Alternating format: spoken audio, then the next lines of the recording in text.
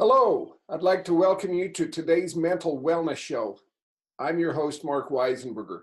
Dr. Jamil, would you begin and just share with us what is stress?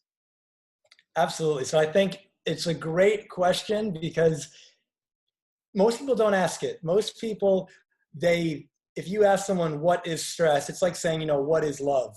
People will have a hard time kind of defining it. They think they feel it, but they're not really sure what it is. And yet they're trying to, let's say in a case of stress, get rid of it. But if you want to get rid of something, you first have to know what it is. So if I were to tell you, everyone's watching right now, they see your glasses, they see my shirt, my blazer, my shirt, my poster in the back. These are things, objects, you could point to them. But if I said, point to stress, you wouldn't be able to do it. And it's because stress isn't a thing, stress is a response. And that stress response is different for every person. There's situations that you've been in, anyone who's watching this right now, that have really maybe stressed you out, worked you up, and somebody that was right next to you seemed unaffected. They seemed fine. And the reason is because it's got nothing to do with the thing or the experience and everything to do with you and where you're at with it. So just like I like to relate it back to health from the physician side of things. Let's say, you go to your doctor, they say you have high blood pressure.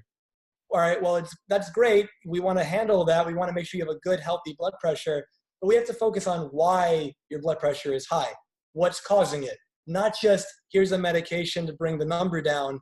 Everything looks great, but we leave the cause in place. Does that part make sense so far? Absolutely. Yeah.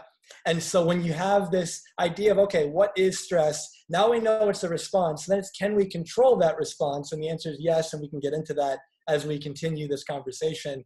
But just recognizing that it's not a thing, first and foremost, it doesn't exist outside of your mind.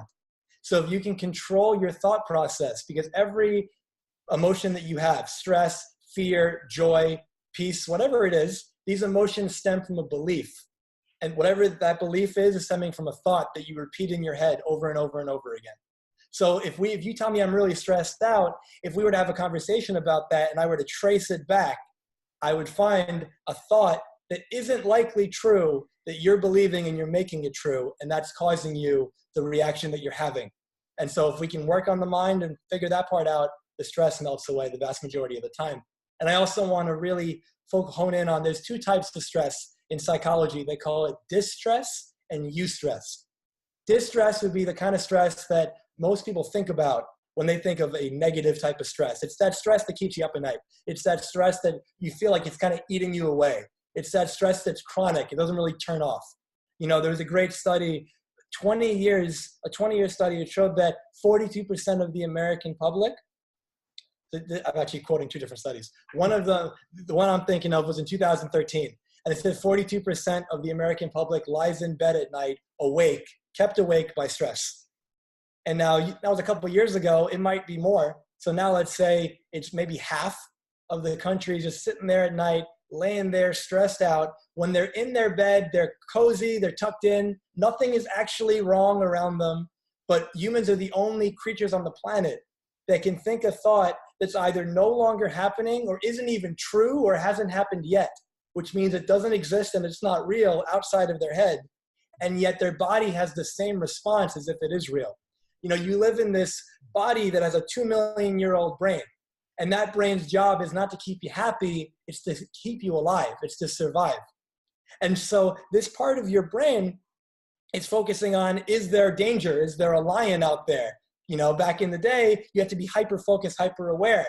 Nowadays, if you live in the Western world, gratefully, you don't have a lot of those stressors, life or death situations showing up. What you do have is someone cut you off in traffic.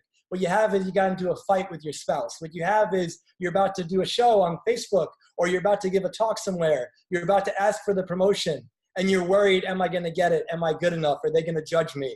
All these type of things. And even though it's not life or death, your body and your mind is responding as if it's that same lion.